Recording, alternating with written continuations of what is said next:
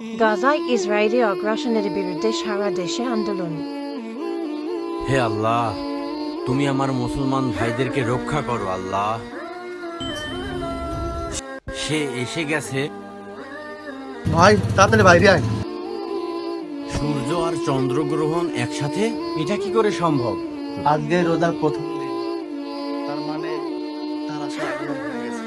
আমাকে যেতে হবে। কার আগমন হয়ে গেছে ভাই? কার আগমন? ইমাম মাহাদি। সকল জুলুম ও অন্যায়কারীকে শায়েস্তা করতে পৃথিবীতে ন্যায় বিচারের পূর্ণ হবে। ঘোষণা করবে।